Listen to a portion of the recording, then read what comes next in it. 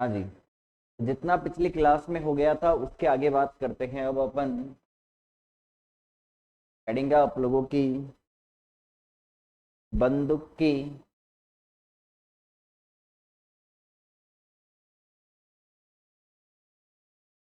प्रतिक्षेप चाल।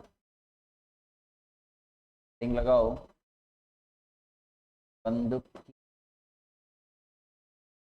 प्रति चाल।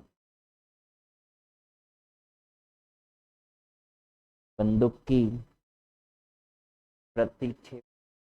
देखो, एक बंदूक है और उस बंदूक के अंदर क्या है? गोली है। ठीक है, तो पहले बंदूक में गोली नहीं है तो उस बंदूक का कुछ द्रव्यमान है, और फिर बंदूक में गोली लगा दी तो गोली का भी कुछ द्रव्यमान है। ठीक है, आप लोगों को मालूम होना चाहिए, आप लोगों ने देखा होगा कई बार कि जब बंदूक से गोली निकलती है पीछे की तरफ झटका लगता है। इसका मतलब क्या? इसका मतलब ये है कि गोली जाएगी आगे की तरफ और हमें झटका कहाँ की तरफ लगेगा? पीछे की तरफ लगेगा। तो बंदूक की जो प्रतिक्षेप चाल है वो किस तरफ है? गोली की चाल के विपरीत दिशा में है। गोली की चाल के विपरीत दिशा में है। ठीक है, तो पहले क्या था, जब पिस्टल हाथ में है यानी बंदूक हाथ में है तो उसमें गोली भी है ना। ओके, एक बंदूक है उसके अंदर एक गोली है। ठीक है, पहले तो वो क्या है? विराम अवस्था में है। तो आप कह सकते हो कि विराम अवस्था में है तो वेग क्या होगा? जीरो। और जब वेग जीरो होगा तो संवेग बराबर क्या होता है? संवेग p बराबर क्या होता है? mv, द्रव्यमान गुणा वेग। अगर वेग जीरो हो गया संवेग क्या हो जाएगा? जीरो। यानी फायर करने से पहले कुल संवेग क्या होगा? जीरो होगा।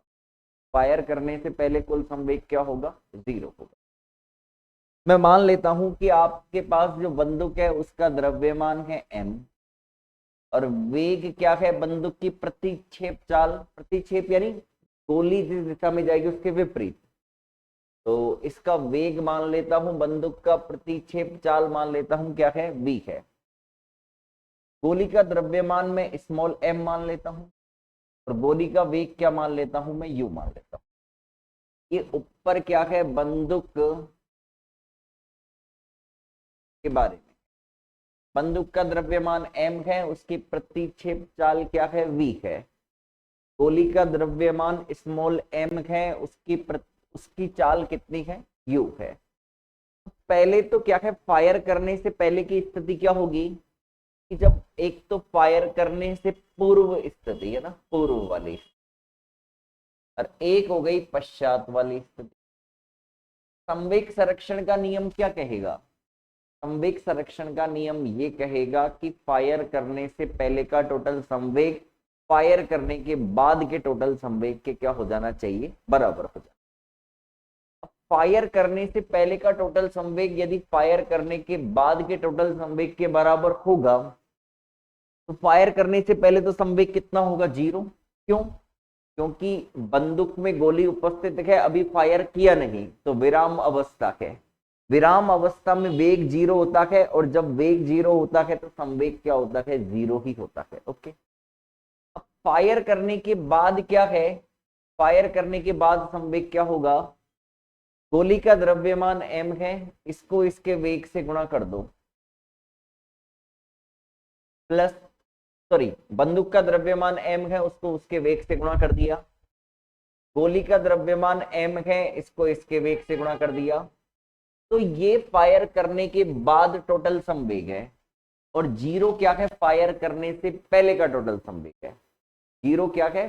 फायर करने से पहले का टोटल संवेग है, और ये क्या है? फायर करने के बाद का टोटल संवेग है ना, आफ्टर फायर, बिफोर फायर। तो यहां से आप लिख सकते हो कि m v vector plus m u vector बराबर जीरो।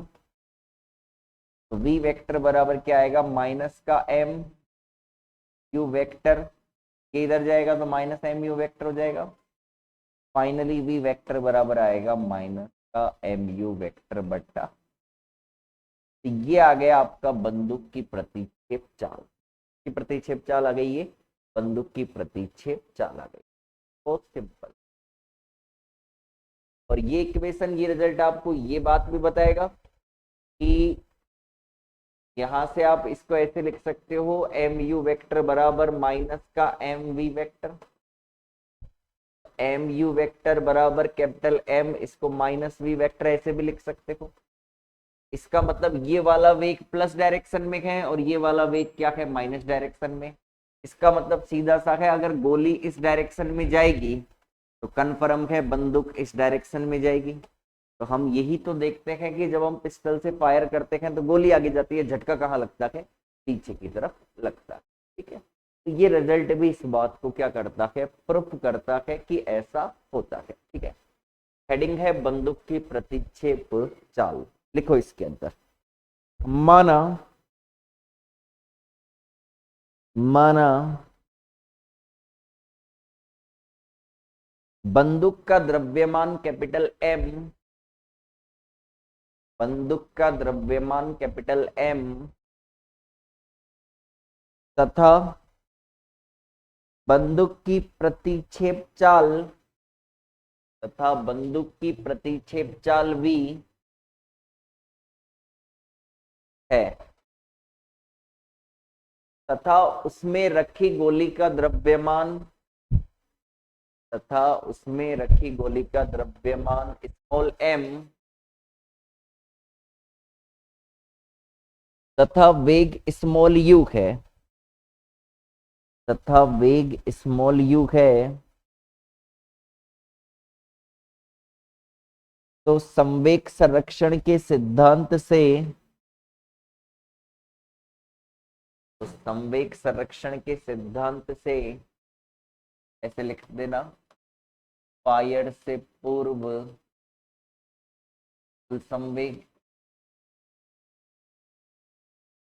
बराबर फायर के पश्चात कुल संवेग, फायर के पश्चात।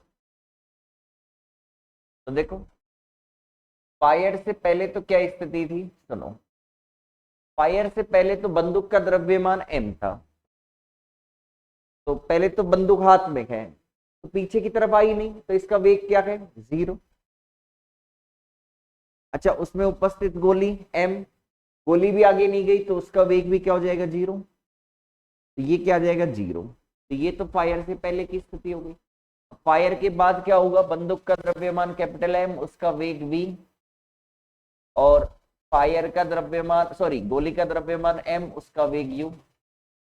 द्रव्यमान को वेग से गुणा करते हैं तो समवेग बनता है, द्रव्यमान को वेग से गुणा करते हैं तो समवेग बनता है। टोटल कर दिया क्या, तो यहां से आ गया एम वी वेक्टर बराबर माइनस का m u vector, finally v vector बराबर आ गया माइनस का m बट्टा कैपिटल M। लिख लो, ये है आपकी बंदूक की प्रतिक्षेप चाल।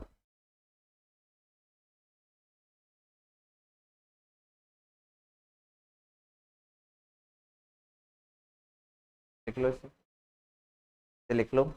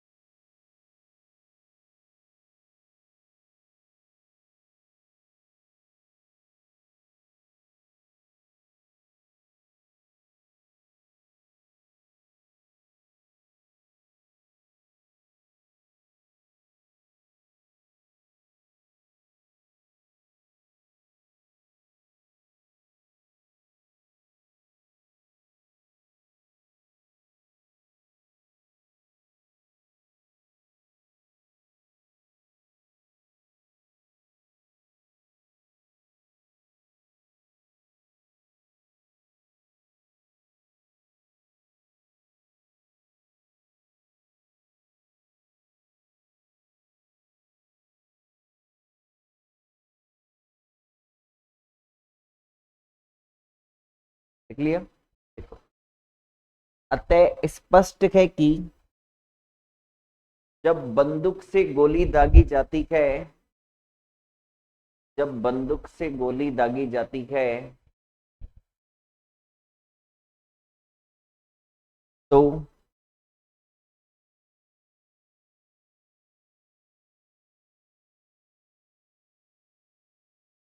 इस अवस्था में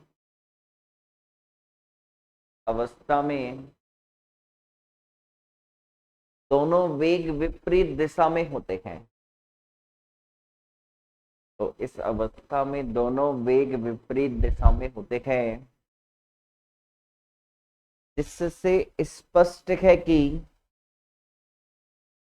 जिससे स्पष्ट है कि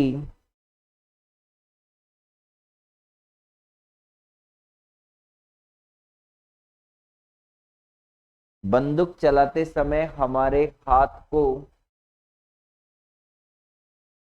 से स्पष्ट है कि बंदूक चलाते समय हमारे हाथ को पीछे की ओर झटका महसूस होता है, पीछे की ओर झटका महसूस होता है। एक लाइन लिख लो, यह न्यूटन के तृतीय नियम, यह न्यूटन की गति के तृतीय नियम का उदाहरण है, यह न्यूटन की गति के तृतीय नियम का उदाहरण है, यह न्यूटन के तृतीय नियम, गति के तृतीय नियम का उदाहरण है।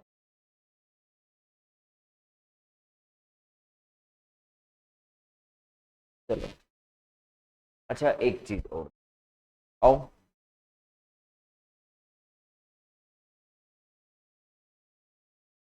एक सवाल ऐसे बन सकता है इसके अंदर, समझाइए बंदूक के पीछे का हिस्सा भारी क्यों बनाया जाता है।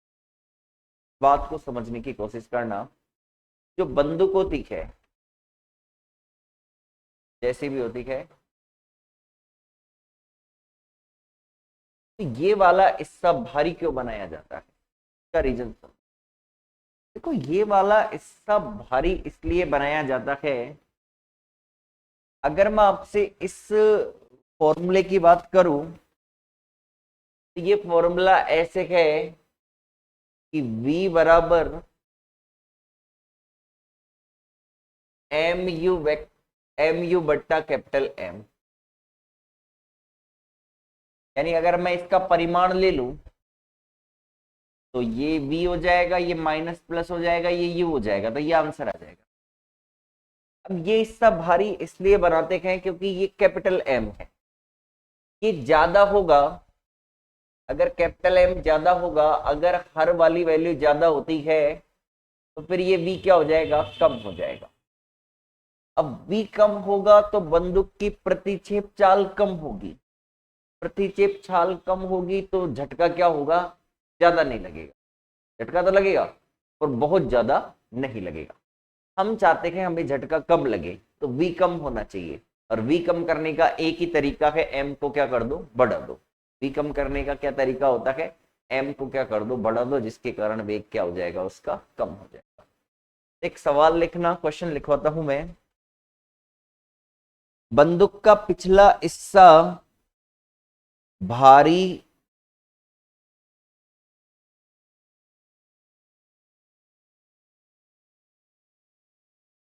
क्यों बनाया जाता है, बंदूक का पिछला हिस्सा भारी क्यों बनाया जाता है।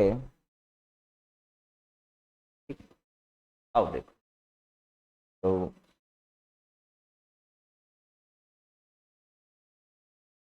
तो हमें एक फॉर्मूला मालूम है, आप लोग लिख देना। हम जानते हैं कि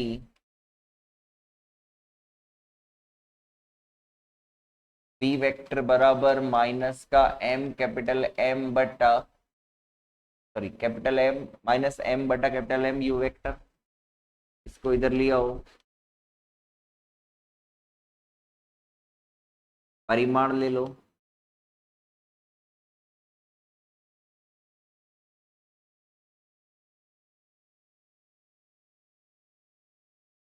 ये V बराबर आ जाएगा MU बट्टा कैपिटल,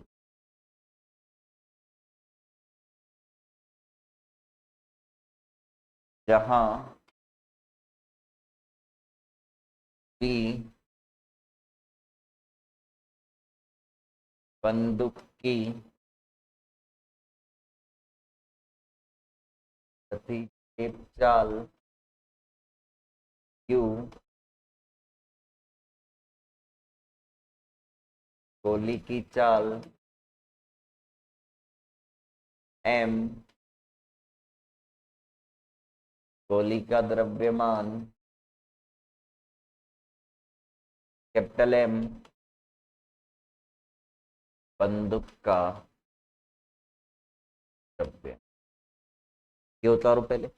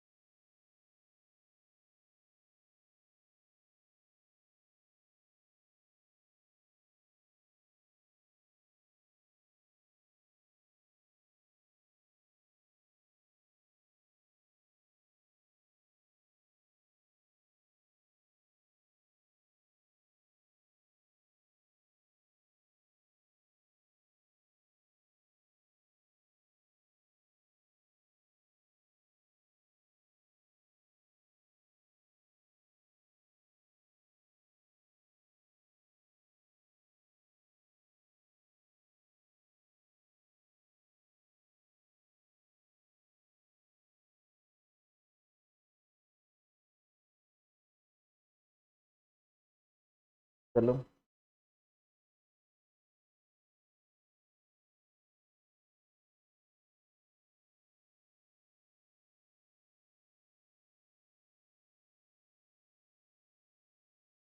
लिखो इसके नीचे,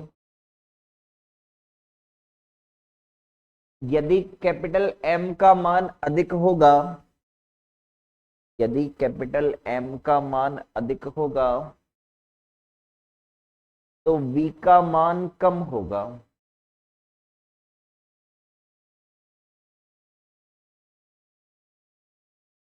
अर्थात बंदूक की प्रतिक्षेप चाल, अर्थात बंदूक की प्रतिक्षेप चाल कम होगी, अर्थात बंदूक की प्रतिक्षेप चाल कम होगी और झटका कम लगेगा।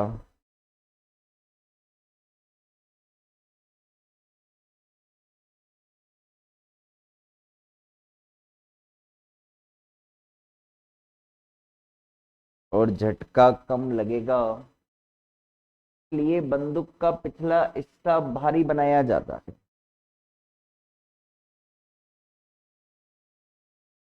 इसलिए